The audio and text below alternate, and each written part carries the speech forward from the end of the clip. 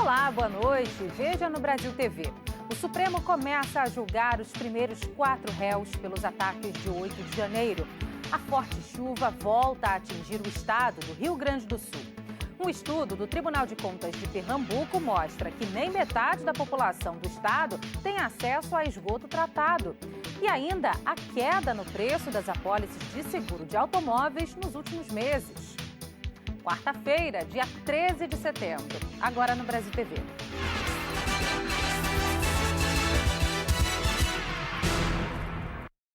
O Supremo Tribunal Federal começa a julgar os primeiros réus pelos ataques golpistas de 8 de janeiro.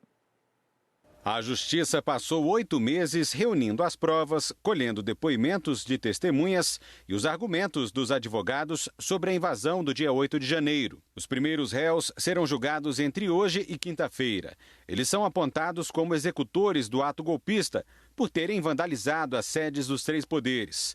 O julgamento é no plenário do Supremo. Entre os réus está Aécio Lúcio Costa Pereira, de 51 anos, natural de Diadema, em São Paulo. Ele aparece nesse vídeo publicado nas redes sociais, dentro do plenário do Senado. Aécio mostra o rosto, com uma camiseta pedindo intervenção federal e incita a desordem. Olha onde eu tô, na mesa do presidente. Vai dar certo. Não desistam, saiam nas ruas. Ele também é acusado de ter depredado espaços da Câmara dos Deputados. Outro réu é Tiago de Assis Matar, de 43 anos. Segundo o processo, ele invadiu o Palácio do Planalto com o rosto coberto, mas foi identificado por investigadores por causa da roupa usada no dia dos ataques. O terceiro réu é Moacir José dos Santos, de 52 anos, natural de Foz do Iguaçu, no Paraná. As provas incluem reconhecimento facial e até material genético colhido em objetos depredados durante a invasão. O quarto réu é Matheus Lima Lázaro, de 24 anos e de Apucarana, no Paraná. Matheus foi preso em flagrante ao sair do Congresso com objetos usados na depredação. Também trocou mensagens com outros golpistas defendendo as invasões e uma intervenção militar. A cobertura completa do julgamento dos primeiros réus dos atos golpistas de janeiro você acompanha daqui a pouco no Jornal Nacional. No Paraná, a Polícia Federal fez uma operação contra uma organização criminosa que fraudava documentos para receber benefícios do INSS. As investigações apontam que os criminosos sacavam de forma indevida os benefícios e faziam depósitos fracionados em 2 contas bancárias. Além disso, usavam documentos falsos para contratar empréstimos. Os policiais cumpriram mandados de busca e também de prisão. Os suspeitos vão responder por crimes como organização criminosa, falsificação de documento público, estelionato previdenciário e documento falso. As penas somadas podem passar de 15 anos de prisão. Os temporais que castigaram várias cidades do Rio Grande do Sul também chegaram com força à região de Porto Alegre. Todo o estado está em alerta. Na capital, ruas estão alagadas e a Defesa Civil monitora a elevação do nível da água. Já nas cidades que sofreram danos severos na semana passada, a chuva continuou hoje. Em alguns trechos, bombeiros e Defesa Civil tiveram que suspender as buscas por desaparecidos.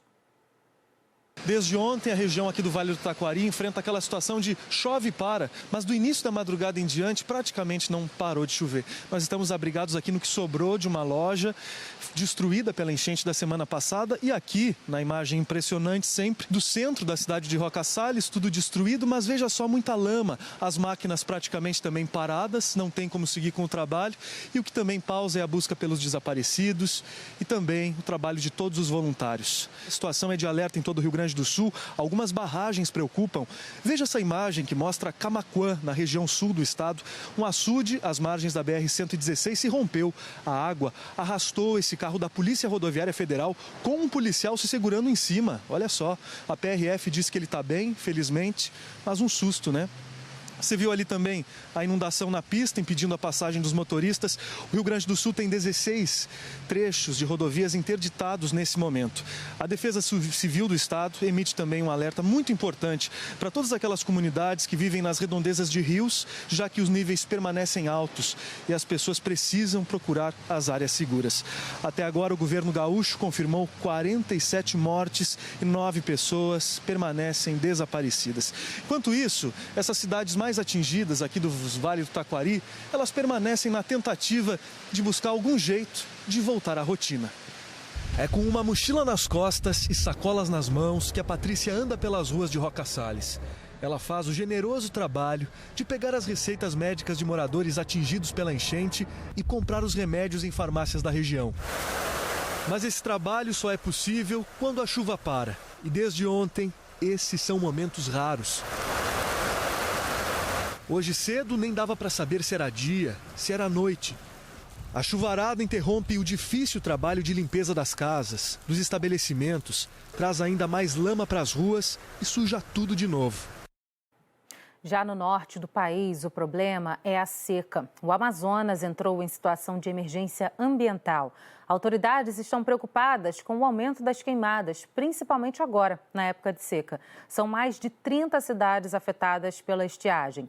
Em algumas, os moradores já estão fazendo racionamento de água potável. Indígenas bloquearam uma rodovia em Mato Grosso do Sul que liga as cidades de Dourados a Itaporã. Moradores das aldeias Jaguapiru e também Bororó reclamam da falta de segurança na comunidade. O bloqueio aqui na rodovia MS 156 em Dourados, no sul de Mato Grosso do Sul, começou nas primeiras horas da manhã e nem mesmo o vento e a chuva desmobilizaram indígenas que moram dentro da reserva onde estão as aldeias Jaguapiru e Bororó. São aproximadamente 20 mil pessoas das etnias Guarani, Kaiowá e Terena que moram dentro da reserva de Dourados e essa mobilização de bloqueio da rodovia acontece por um pedido de mais segurança dentro dessas aldeias. Segundo a liderança da comunidade, a situação tem estado insustentável por conta da violência relacionada principalmente ao tráfico de drogas. Eles pedem que as autoridades tomem providências e definam políticas públicas que possam ajudar a comunidade. Thalita Andrade para o Brasil TV. A previsão é que a rodovia seja liberada no começo da noite. Nós entramos em contato com o Ministério dos Povos Indígenas, FUNAI e Secretaria de Segurança Pública de Mato Grosso do Sul, mas ainda não tivemos retorno. A gente fala agora de uma operação da Polícia Civil na Praia da Barra, na zona oeste do Rio. O alvo, um servidor da Prefeitura do Rio, que cobrava de forma irregular uma taxa para professores que dão aulas na areia. Algumas vítimas chegavam a pagar R$4.000 por mês. Abre a porta, polícia, ordem, senão eu vou arrombar. Se não abrir agora, a gente vai arrombar. Abre a porta. Vou contar até 10, hein? Os policiais civis chegaram cedo ao condomínio da Barra da Tijuca, onde mora Nelson Ribeiro do Nascimento. Servidor da Prefeitura do Rio, Nelson é lotado na Coordenadoria de Controle Urbano da Secretaria Municipal de Ordem Pública. Segundo as investigações da Polícia Civil, o funcionário público é suspeito de extorquir dinheiro de professores que dão aula de beach tênis, vôlei de praia e outras modalidades esportivas na Praia da Barra da Tijuca. De acordo com o delegado, Nelson dizia para as vítimas que era responsável por fiscalizar a área e exigia o pagamento de 10% das mensalidades dos alunos. Esse funcionário da Prefeitura atuava à margem da lei, extorquindo diversos comerciantes em toda a orla da Barra da Tijuca. O foco principal deles são os estabelecimentos e pessoas que atuavam praticando esportes, né? Quando a vítima negava a fazer as transferências, segundo os investigadores, Nelson procurava a polícia e fazia uma denúncia falsa pelo crime de ameaça. Ele ia a uma delegacia dizendo que estava sendo ameaçado, está sendo perseguido, registrou, inclusive, relatou de forma fraudulenta até agressões. Tudo isso está sendo apurado pela Polícia Civil. A denúncia-crime chegou à Polícia Civil no ano passado pela própria Prefeitura. Segundo a Secretaria Municipal de Ordem Pública, professores de beach tênis procuraram a CEOP para denunciar as extorsões. Até o momento, 5 vítimas fizeram registro de ocorrência na delegacia. Uma delas disse que pagava, em média, R$4.000 por mês e era obrigada a apresentar até a lista de presença dos alunos que frequentavam as aulas. O RJ1 teve acesso a áudios que, segundo a polícia, foram enviados por Nelson a uma das vítimas. Em uma das mensagens, ele reclama que o valor das transferências estava caindo. Muito baixa essa arrecadação, cara. 10% é o nosso trato. Só dos alunos, não é isso? Esse é o nosso acordo. Pô, tá mais baixo do que lá em setembro. Caramba! Os agentes também cumpriram mandados de busca e apreensão em outros endereços ligados a Nelson, em Jacarepaguá e na sede da Coordenadoria de Controle Urbano, no bairro Cidade Nova. A operação foi comandada pela DRACO, a Delegacia de Repressão à Corrupção e ao Crime Organizado. Não houve mandado de prisão, mas com a perícia que vai ser feita nos celulares, documentos e outros materiais apreendidos hoje, a investigação pode resultar em novos desdobramentos. Nelson Ribeiro do Nascimento é servidor público da Prefeitura do Rio desde 2007. Segundo o Portal da Transparência, em agosto, ele recebeu um salário de mais de R$8 mil. A Justiça determinou o afastamento dele do cargo. Como você viu na reportagem, a Prefeitura do Rio disse que fez a denúncia sobre as extorsões praticadas por Nelson Ribeiro do Nascimento em outubro do ano passado e que acompanhou a operação de busca e apreensão desta manhã. A Polícia Civil de Minas Gerais fechou um desmanche de veículos em Santa Luzia, na Grande BH. 5 pessoas foram presas. O local funcionaria como uma oficina mecânica de fachada.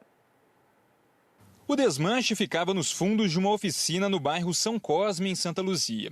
A Polícia Civil encontrou motores, carrocerias, bancos, portas e outras peças de carros espalhados pelo lugar.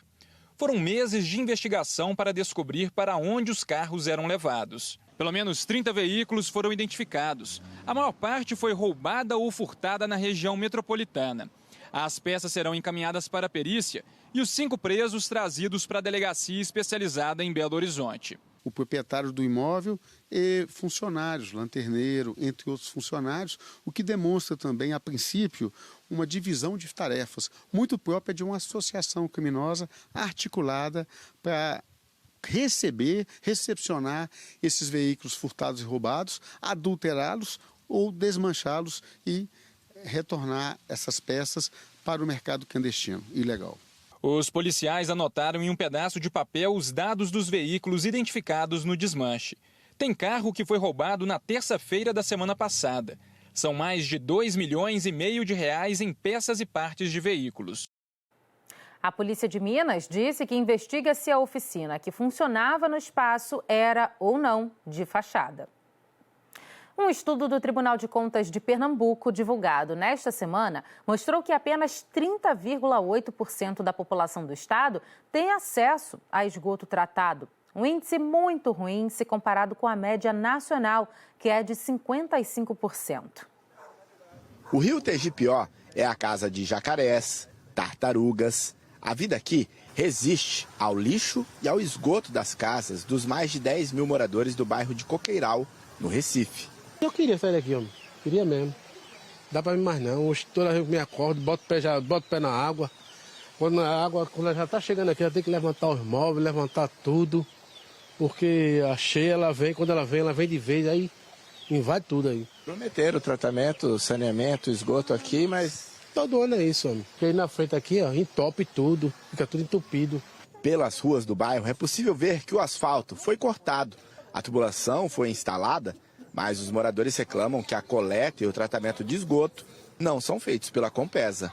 Não funciona nada aqui, nada. Começou ali, quando chegou ali parou. E nenhuma resposta, não vem ninguém aqui mais.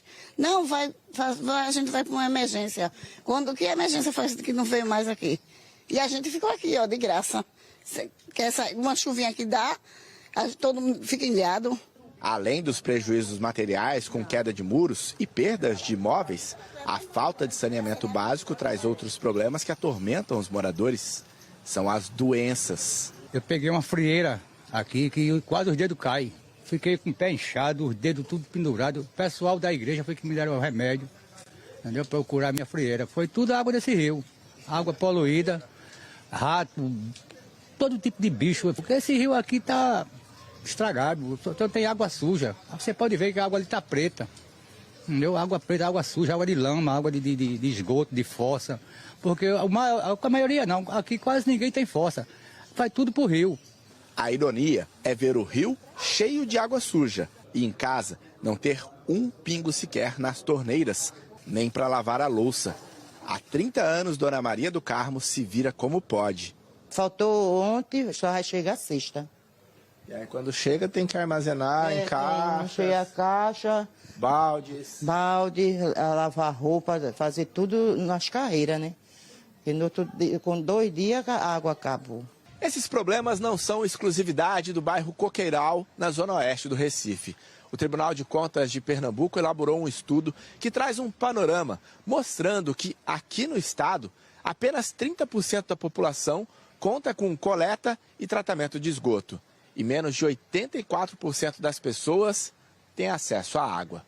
O painel de saneamento aponta que de 172 cidades analisadas, e mais o distrito de Fernando de Noronha, apenas 21 oferecem água a 100% de seus habitantes. Os piores índices referentes ao acesso à água foram encontrados nas cidades de Santa Cruz da Baixa Verde, Paranatama, Jupi, Jataúba e Casinhas. O painel de saneamento do TCE foi elaborado com base no diagnóstico do Sistema Nacional de Informações sobre Saneamento, do Ministério das Cidades, referente a 2021.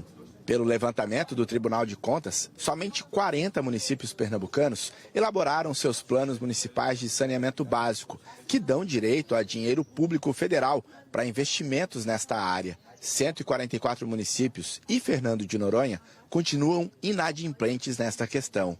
Esse panorama foi apresentado para prefeitos e gestores municipais.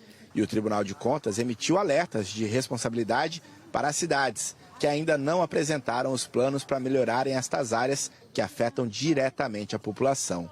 Enquanto isso, os moradores seguem morando em áreas onde o saneamento, que deveria ser básico, continua sendo uma realidade distante.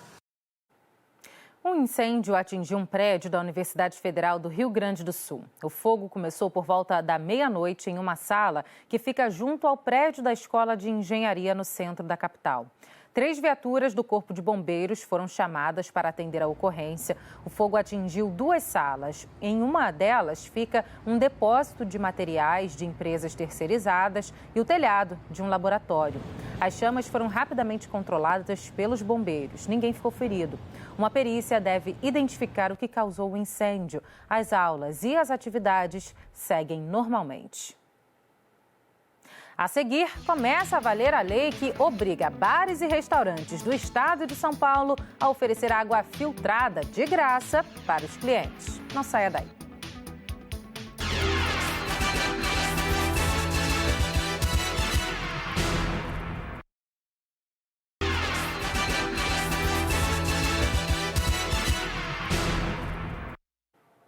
O Brasil teve de volta com uma boa notícia para quem pretende fazer um seguro de veículos.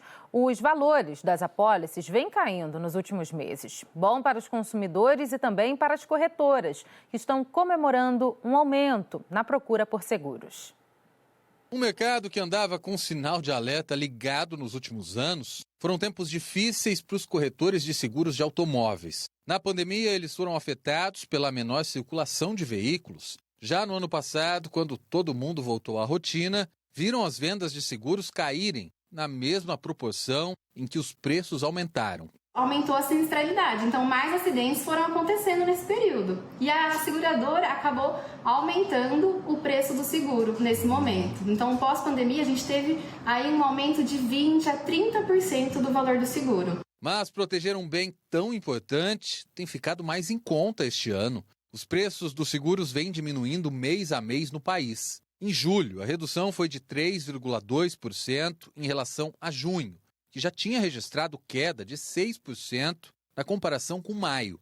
E aí o movimento nessa seguradora já voltou a aumentar. Eu diria que uns 10% no aumento das nossas vendas de seguros novos e pessoas que já eram nossos clientes e também vieram a procurar recentemente. Estou falando de 10 dias para cá. Uma mudança ligada diretamente às variações de preços dos veículos, que têm sofrido redução nos últimos meses. Em julho, os valores dos automóveis caíram 5,1% em relação a julho do ano passado. O preço médio desceu de R$ 100 mil para R$ 94.900. Carros mais em conta, seguro mais barato. O governo atual reduziu o IPI para estimular o consumo de novos veículos. Nós tivemos uma queda na demanda, digamos assim, por veículos usados. Isso diminuiu o valor deles, diminuiu a tabela FIPE e, por consequência, diminuiu também o valor dos seguros nos últimos 3 meses. Mas esse corretor avisa que nem todo dono de veículo vai perceber a diferença. É que as seguradoras levam em conta também outros fatores. Os veículos mantendo o preço do seguro do ano passado e alguns modelos fora da curva que às vezes a seguradora não tem muita experiência nesse veículo ou a experiência dela é ruim devido à carteira, que muito acontece nesse veículo, um acidente, um roubo, um furto, aumenta até 5, 6%. No acumulado do ano, a redução é de mais de 9%, segundo o IPSA, o Índice de Preços do Seguro Automóvel. Como você viu, são vários os fatores que levaram a essa diminuição e ainda muitos outros também são levados em conta. Na hora de fechar o seguro, o perfil do cliente é fundamental e vai definir o preço que ele vai pagar. Por idade, os mais jovens tendem a pagar mais seguros do que um valor maior no seguro do que, por exemplo, pessoas com mais idade. Quando nós falamos de gênero, homens tendem a pagar mais do que mulheres. Quando nós falamos de estado civil, pessoas solteiras tendem a pagar mais do que pessoas casadas. E por que tudo isso? É uma questão do risco. A expectativa é de que, em geral, o mercado continue aquecido nos próximos meses. A lei estadual que obriga bares e restaurantes a oferecerem água filtrada de graça aos clientes em São Paulo entrou em vigor hoje. Mas o governo do estado ainda vai discutir a aplicação dessa lei e adiantou que ela deve ser judicializada, como foi com uma lei parecida na capital paulista. O Anselmo Caparica explica pra gente. A lei já está valendo, então o Estado agora vai regulamentar para entender como é que vai ser feita a fiscalização e também dar um prazo para os bares e os restaurantes para eles poderem se adequar a essa nova lei. Então, todo mundo pode fazer exatamente o que eu vou fazer aqui agora com o meu amigo Giovanni. Giovanni, você pode me dar um copo de água filtrada, por favor? O Giovanni vai lá buscar um copo de água filtrada, lembrando que ele está pegando na torneira, mas tem um filtro que fica debaixo da pia. Então, qualquer pessoa pode chegar num bar, restaurante, um estabelecimento similar e pedir um copo de água filtrada. Obrigado, Giovanni. Vou até dar um gole aqui para não fazer essa desfeita para o Giovanni. Lembrando que tem uma lei municipal que foi sancionada em 2021 e que acabou sendo judicializada pela Confederação Nacional de Turismo, que entendeu que essa lei é inconstitucional. Então, o Tribunal de Justiça de São Paulo deu uma decisão favorável à CNTOR. A Prefeitura de São Paulo entrou, recorreu dessa decisão e agora aguarda uma decisão do Supremo Tribunal Federal. Eu apurei que isso deve acontecer também com a lei estadual. Conversei agora há pouco com o diretor institucional da Abrazo, que é a Associação Brasileira de Bares e Restaurantes, o Percival Maricato, e ele disse que a Abrazo vai entrar na justiça contra essa lei estadual. Eles entendem que essa lei é inconstitucional porque é uma intromissão na gestão dos bares e dos restaurantes, que não devem ser obrigados a oferecer uma água filtrada e que isso também traz um custo para os bares e restaurantes, custo esse que não vai ser arcado pelo governo do estado de São Paulo. Então a gente pode esperar que entre hoje e amanhã vai ter aí a judicialização também dessa lei estadual. Mas seria muito bom, para quem está num calor como hoje aqui em São Paulo, poder entrar em qualquer bar e restaurante e poder tomar uma água de graça. Mais de 300 animais silvestres foram soltos na cidade de Salgueiro, no sertão de Pernambuco. Entre eles, pássaros de várias espécies, como galo de Campina, sabiás e graúnas. Também foram soltos alguns tipos de serpentes e jabutis. A soltura foi feita pelas equipes da Agência Estadual de Meio Ambiente, a CPRH, que cuidou desses animais depois deles terem sido devolvidos ou resgatados de situações ilegais. Antes de voltarem a viver na natureza, os bichos passaram por cuidados especiais no Centro de Reabilitação e Triagem de Animais Silvestres, o CETAS Tangará. O Brasil TV fica por aqui. Outras notícias logo mais no Jornal Nacional, hoje um pouco mais cedo, às 8 da noite, hora de Brasília. Uma ótima noite para você. Até amanhã.